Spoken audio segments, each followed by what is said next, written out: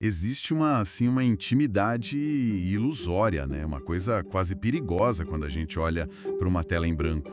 Com certeza, aquela falsa sensação de segurança. Exato. Aquele cursor piscando no chatbot de inteligência artificial transmite uma vibe de confessionário.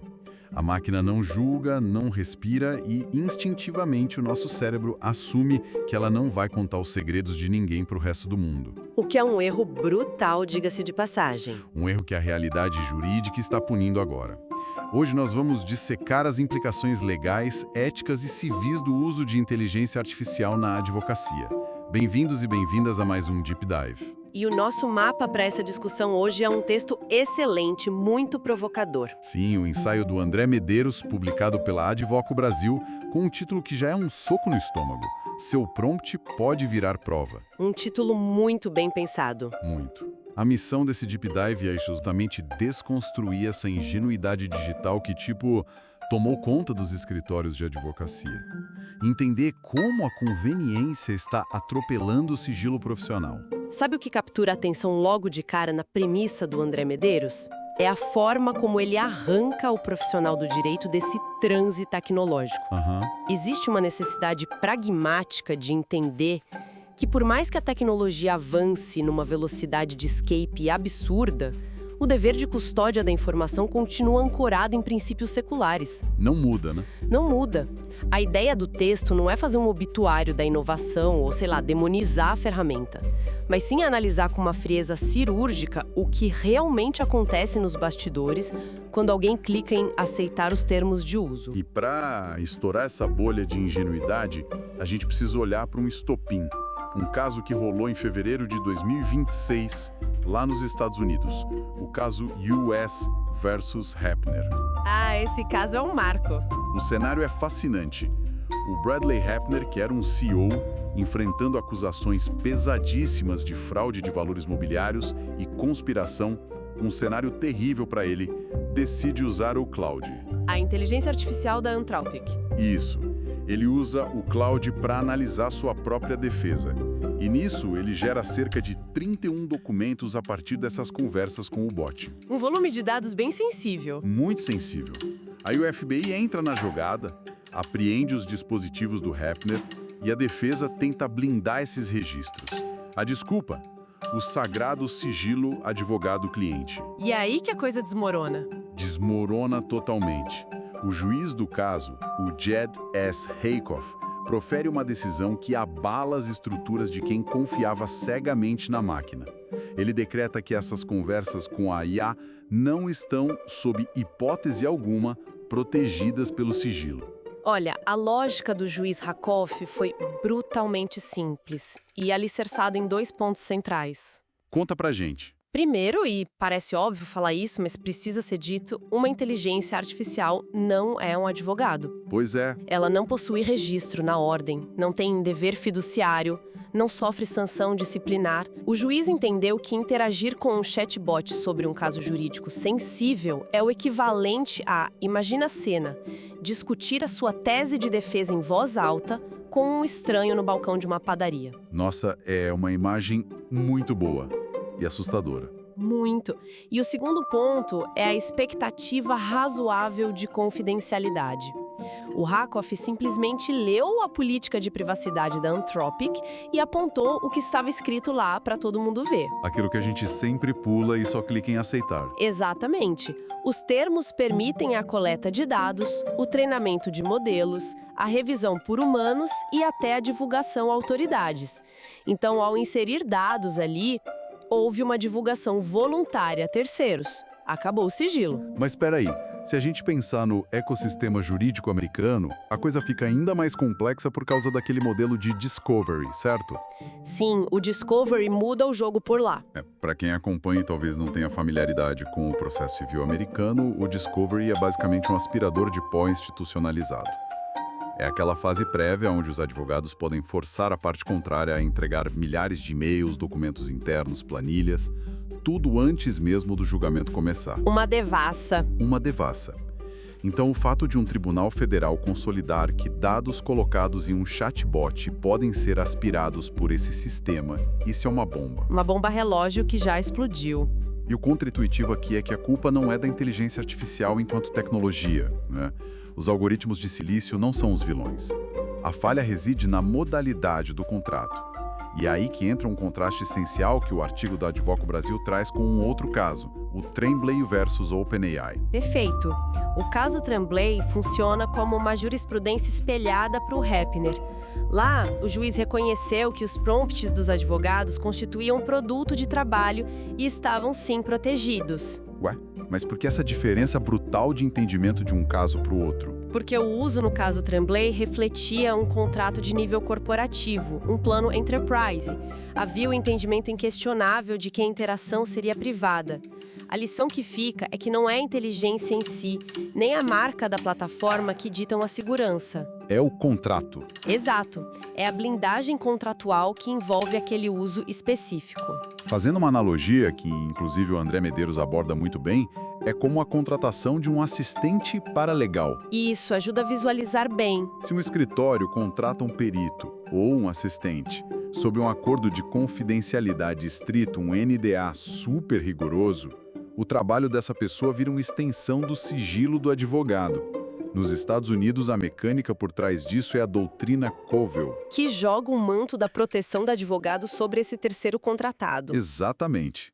Agora, usar uma inteligência artificial na versão consumidor, aquela gratuita ou de assinatura básica, é o equivalente a pegar as pastas processuais mais sigilosas de uma fusão bilionária E entregar para quem? entregar na mão de um estagiário fofoqueiro que trabalha de graça na praça de alimentação de um shopping lotado, segurando uma placa gigante que diz: "Eu leio e anoto todas as suas informações para aprender a falar melhor no futuro". É uma imagem trágica, viu? Mas a precisão é absoluta. Essa analogia tangibiliza o que o André Medeiros define no artigo como a tríade da proteção. A tríade. Sim, o resultado legal sempre vai ser definido por 3 variáveis simultâneas.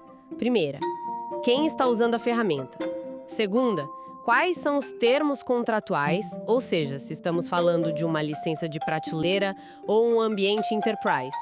E terceira, qual é a real expectativa de privacidade. E existe uma ironia bem amarga no nosso mercado hoje em dia, né? Qual? Esse fetiche da classe jurídica por operar ferramentas de ponta com um amadorismo contratual que beira a negligência. O pessoal acha que pagar aquele plano plus de $20 mensais transforma a plataforma num cofre suíço. Nossa, e como acham? Passar o cartão de crédito ali garante conveniência, te dá acesso a um modelo mais rápido, gera textos ótimos, mas presta atenção, não compra confidencialidade corporativa. A isenção de treinamento não vem de brinde com a mensalidade básica. No que já nos coloca de frente com a realidade do Brasil. Porque, claro, a gente adota um modelo de civil law, a gente não tem esse aspirador de pó automático de evidências que é o Discovery americano. Sim, a dinâmica é outra. Então, a ameaça aqui no Brasil se manifesta de uma forma diferente, porém, eu diria que até mais silenciosa e letal. A análise da Advoco Brasil aponta um triplo risco para o advogado brasileiro. Vamos listar esses 3? Vamos. É a infração ética perante a OAB, a armadilha da LGPD e a responsabilidade civil. O pacote completo do pesadelo jurídico. Total. E eu quero tentar visualizar isso na prática com você. Imagina uma terça-feira à tarde, escritório lotado, prazo apertado. O advogado pega uma petição sigilosa de um divórcio litigioso com partilha de bens complexa e joga no ChatGPT gratuito para dar aquela revisada no tom da escrita. O que acontece na frente ética? Bom, na frente ética, a guilhotina já caiu. Já caiu. Só de jogar o texto lá. Só de jogar. O sigilo profissional, que está lá cravado no artigo 7º do Estatuto da Advocacia, não é um benefício do qual o advogado abre mão quando está sem tempo. É um dever. Um dever inegociável. O que a advocacia precisa internalizar com urgência é que a infração ética não exige um escândalo midiático. Não precisa que os dados desse divórcio vazem na primeira página de um portal de fofocas. Entendi. O simples ato é a quebra. Exato. O simples ato de inserir uma informação sigilosa numa plataforma cujos termos permitem o acesso de terceiros, ou mesmo a revisão humana, já consuma a quebra do dever de sigilo. A OAB pune o risco criado pela conduta, a exposição em si. o dano se materializar publicamente depois é só um agravante. Meu Deus. E nesse mesmo clique, naquela mesma terça-feira à tarde, a gente entra na segunda frente, que é a Lei Geral de Proteção de Dados, a LGPD. A famosa LGPD que todo mundo acha que cumpre, mas escorrega nesses detalhes. O advogado, nesse caso, é o controlador dos dados do cliente. No milissegundo em que ele aperta Enter no prompt com a petição de divórcio, aquele texto viaja para um servidor localizado, sei lá, na Califórnia, na Virgínia. foi pro exterior. Ele acabou de realizar uma transferência internacional de dados. E há um detalhe muito peculiar que o artigo levanta sobre isso. Das 3 grandes do mercado hoje, a Anthropic é a única que declara explicitamente usar as cláusulas contratuais padrão, as famosas SCCs. Que são aquelas aprovadas pela nossa Autoridade Nacional de Proteção de Dados, a ANPD. Isso. A Anthropic usa isso. Resolve o problema. Olha, é um cuidado técnico e interessante da Anthropic, sem dúvida. Mas a gente precisa olhar para isso com um pragmatismo muito cínico, eu diria. Cínico como? Estar em conformidade com a LGPD é literalmente o piso. É o mínimo existencial para uma empresa de tecnologia operar no Brasil. Só que isso não serve de escudo perante o Estatuto da OAB. Ah, claro. São esferas diferentes. Completamente. A LGPD é uma lei geral que se aplica da padaria da esquina até uma montadora de carros multinacional. A prerrogativa do advogado, por outro lado, é regida por uma lei especial que exige um padrão de custódia da informação que tem que ser quase paranoico. Então, ter a base legal da LGPD não salva o advogado no Conselho de Ética? De jeito nenhum. Ter a autorização da transferência do dado para o exterior não autoriza o advogado a permitir que o engenheiro de software lá no Vale do Silício leia a fragilidade do caso do cliente dele. O teto da LGPD não alcança o piso da ética profissional. É uma frase forte essa. E se essa engrenagem toda quebra, a gente despenca na terceira ameaça, aquela que dói direto no bolso do escritório. A responsabilidade civil objetiva. Exato. Imagina o risco de uma condenação monumental por danos morais e materiais se um cliente corporativo gigante descobre que a estratégia de defesa tributária dele foi usada para aprimorar os algoritmos de uma Big Tech. É um desastre financeiro e reputacional para a banca. O que me faz pensar num ponto cego gigantesco na gestão jurídica de hoje. Quantos contratos de honorários, assinados hoje de manhã no Brasil, possuem uma cláusula clara, em português cristalino, avisando o cliente que uma inteligência artificial estrangeira vai processar, ler e armazenar as minutas dele? Eu arrisco dizer que quase nenhum. Isso escancara um conservadorismo crônico da nossa classe. Como assim? A advocacia adora abraçar a inovação no marketing, né? Adora em evento falar de IA generativa, sentar em painel e tirar foto, mas resiste ferozmente em atualizar os próprios alicerces contratuais para refletir essa nova realidade algorítmica. O cliente entrega a vida dele na sua mão. O cliente entrega a liberdade ou patrimônio financeiro? Descobrir 2 ou 3 anos depois que esse ativo super sensível foi terceirizado para uma máquina, sem um consentimento prévio e informado, é um prato cheio para litígio, é um convite aberto para qualquer ação pesada de responsabilização civil. Mas aí, eu faço o papel de advogado do diabo aqui. Vem aquele advogado mais cético e diz: olha, vocês estão exagerando. A inteligência artificial é como o servidor de e-mail do meu escritório. É um processamento em massa, tudo via código, tudo automatizado.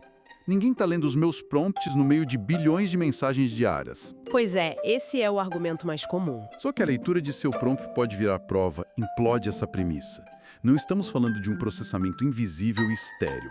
O texto prova isso. O Google, na política do Gemini, é assustadoramente explícito. Sim, eles não escondem. Eles afirmam com todas as letras que revisores humanos leem, sim, um subconjunto das conversas. E eles chegam a recomendar: não insira informações confidenciais que você não gostaria que um revisor visse. Está escrito.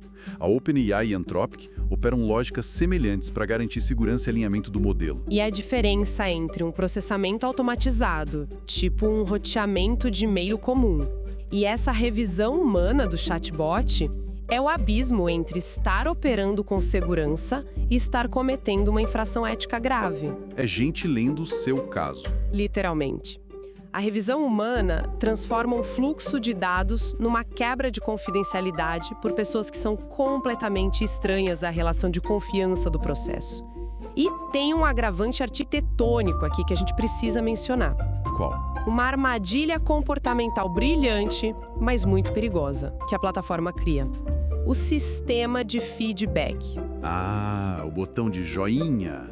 O famoso thumbs up ou thumbs down que aparece do ladinho da resposta da IA? Esse mesmo. Eu confesso que eu sempre me pergunto como isso funciona nos bastidores. Por que um simples clique estraga tudo? Porque a gente precisa entender o mecanismo de aprendizado da máquina. O modelo usa uma coisa chamada aprendizado por reforço com feedback humano. A sigla em inglês é RLHF.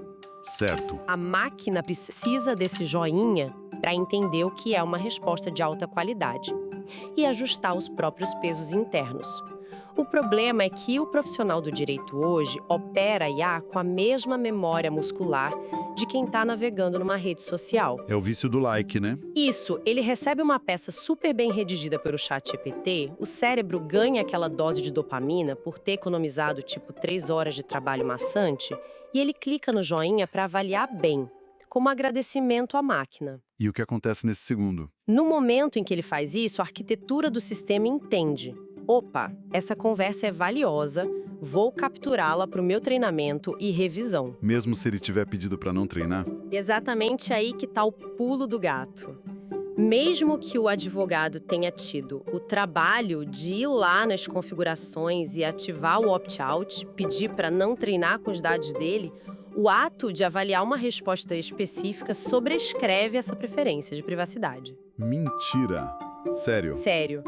É o advogado sabotando o próprio sigilo por um reflexo banal de usuário de internet. Gente, é quase cômico se não fosse trágico. Você constrói uma tese brilhante junto com o robô, fica super feliz, dá um like e acaba de entregar o segredo industrial do seu cliente para o laboratório de treinamento de uma mega corporação no Vale do Silício. É o preço da ignorância técnica. Bom, para tangibilizar como operar nesse cenário maluco, o artigo do André Medeiros propõe uma matriz de riscos, uma espécie de semáforo. Eu queria testar essa matriz com você agora. Vamos lá, manda os cenários. Tá, vamos imaginar cenários reais do dia a dia. Sinal vermelho. Eu sou um advogado e acabei de dar um Ctrl+C e Ctrl+V numa planilha gigantesca de due diligence, cheia de dados financeiros sigilosos, e colei no ChatGPT gratuito pedindo para ele me dar um resumo executivo dos riscos. Onde isso me coloca? Isso te coloca na zona de exposição total e indefensável. O sinal é vermelhíssimo? Sem chance de defesa? Nenhuma. No modelo gratuito, os seus dados treinam um modelo por padrão.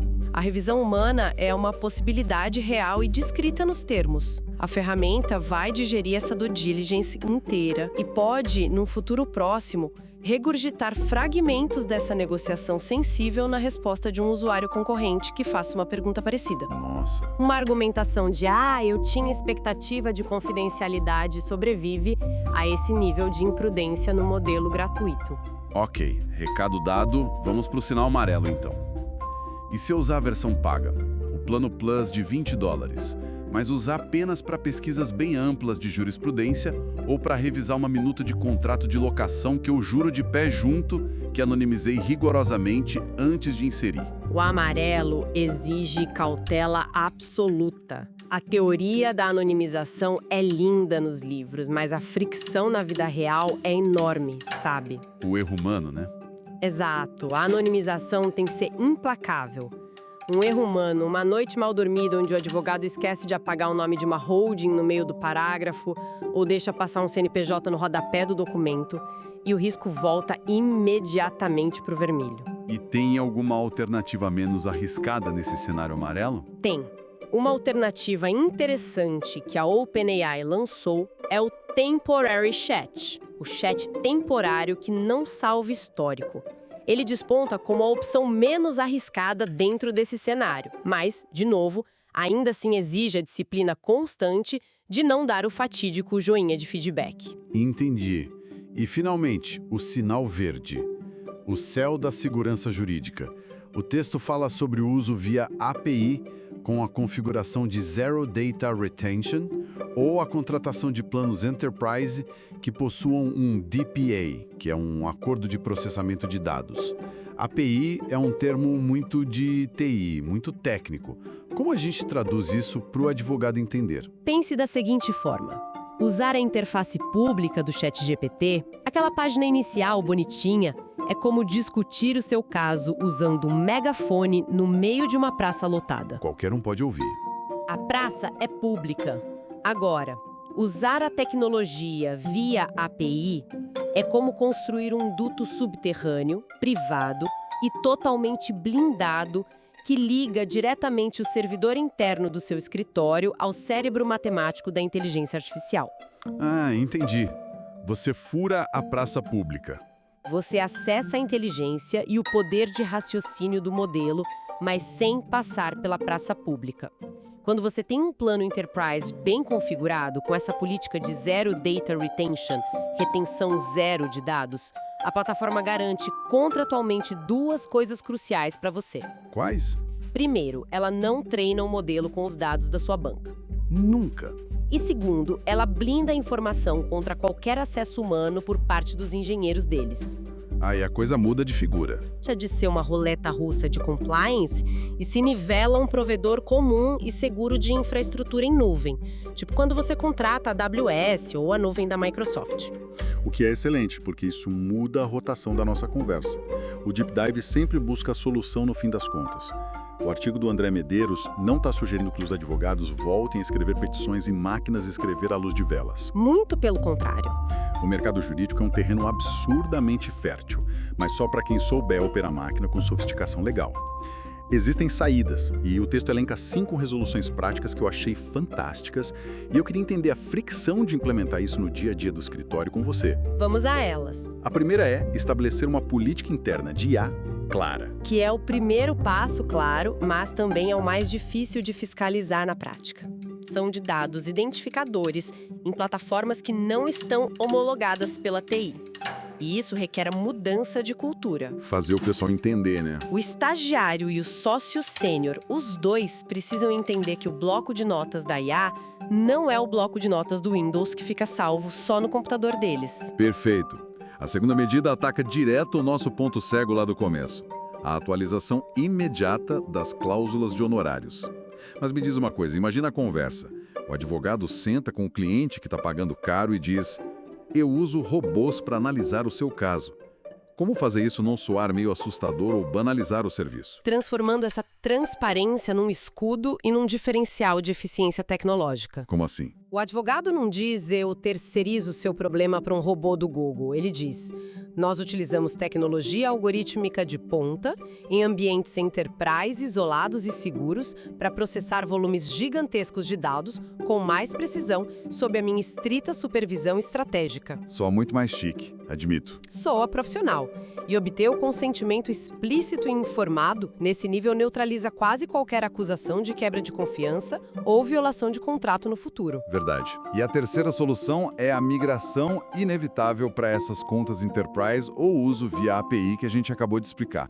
E se a gente for brutalmente honesto aqui, o custo anual de uma licença corporativa dessas hoje é um grão de areia se comparado à dor de cabeça, né? Sem dúvida. O custo com advogados de defesa para te defender, a destruição reputacional de sentar no banco dos réus de um tribunal de ética da OAB é incomparável. É a simetria de risco mais óbvia do mercado jurídico hoje. Economizar, sei lá, $1.000 por ano numa licença de software corporativa e, por causa disso, arriscar licença de operação do escritório inteiro. Simplesmente não é um cálculo inteligente. De jeito nenhum. A quarta solução do texto é o que chamamos de higienização digital. A anonimização implacável. Trocar os nomes por parte A e parte B, omitir CPFs, esconder valores de fusões. Isso. Essa é a linha de defesa secundária. Se a tecnologia falhar, se houver um vazamento na Big Tech amanhã, o dano é contido. Porque ninguém sabe de quem é a informação. Exato. O dado exposto perdeu a capacidade de identificar o sujeito. O estrago é minimizado. E a quinta e última medida corporativa é instituir aquele jejum de feedback que a gente falou. Avaliação nas plataformas, quando o material for o mínimo que seja sensível. É a contenção do reflexo humano. amarrar o dedo para não dar o joinha. Agora, para a gente ir amarrando essa nossa análise, existe uma tensão final em relação ao futuro da admissibilidade dessas provas aqui no Brasil. Um ponto bem delicado. Se a gente pensar na engenhosidade processual do advogado brasileiro, é perfeitamente imaginável que, num futuro muito próximo, um advogado desconfie que a tese brilhante da parte contrária saiu de um chatbot. E aí ele peticiona ao juiz requerendo a exibição dos logs de inteligência artificial daquele escritório. O que acontece no cenário desses? Olha, é um pensamento que gera um desconforto profundo em qualquer processualista. Imagino que sim. Porque se no decurso dessa exibição de logs ficar demonstrado que o colega usou a versão gratuita do sistema, sem nem se dar o trabalho de ativar um opt-out, um juiz brasileiro que tem aquele foco na instrumentalidade das formas e na busca da verdade real pode muito bem importar a lógica do caso Heppner. Ele pode usar o mesmo raciocínio do Rakoff. Pode perfeitamente. Ele pode construir o entendimento de que houve uma renúncia voluntária e tácita ao sigilo daquela informação por parte do advogado. E aqui vale um alerta gravíssimo para nossa audiência. Qual? A ausência de um precedente consolidado no Brasil hoje sobre isso não é uma pólice de seguro para o advogado descuidado. Ah, não tem lei específica ainda, então tô seguro. Isso é uma ilusão. Essa ausência é simplesmente uma lacuna no sistema. E lacunas estão apenas aguardando a sua primeira vítima para se transformar em jurisprudência pacificada. Uau! Resumindo a ópera toda, o caso Heppner não inventou um direito alienígena do zero. Ele simplesmente pegou regras antiquíssimas sobre quem guarda o segredo e como ele é guardado e aplicou uma tecnologia recém-nascida. A velha lei para o novo problema. Exato. A inteligência artificial tem que ser dominada e enquadrada contratualmente pelo escritório com a mesmíssima frieza, o mesmo rigor procedimental chato com que se contrata uma auditoria externa rigorosa, onde o sigilo do cliente está na mesa, não sobra espaço para deslumbramento com a tecnologia. O encantamento cega, né? Mas o bom contrato protege. O profissional que delega o processamento intelectual do caso, sem amarrar as pontas contratuais à plataforma, está na prática advogando não para a vitória do seu cliente, mas para engordar a base de dados de uma mega empresa de tecnologia. E de graça. E de graça. E isso nos deixa como uma provocação final fascinante. Uma expansão inédita a partir dessa leitura densa da Advoco Brasil. Se a linha que separa a ferramenta de pesquisa inocente da terceirização intelectual profunda está ficando tão tênue, a ponto de os nossos prompts correrem o risco real de exibição judicial. Surge uma competência totalmente nova aí. Será que o grande diferencial competitivo do advogado do futuro não será dominar a engenharia de prompt defensiva? Nossa, isso é muito bom. Pense no impacto disso. A habilidade estratégica de conversar com a máquina, extrair análises complexas, teses brilhantes e compilações de jurisprudência, mas utilizando comandos intencionalmente cifrados. Prompts tão fragmentados e obscuros que, se um dia esses registros caírem nas mãos da parte contrária por ordem judicial, eles não revelem absolutamente nada sobre a estratégia real ou o calcanhar de Aquiles do caso. É um xadrez em outro nível. O futuro da advocacia certamente não é fugir da inteligência artificial. É aprender a conversar com ela em códigos. Agradecemos a todos e todas que acompanham a nossa área por estarem conosco em mais essa análise rigorosa. Até o próximo Deep Dive.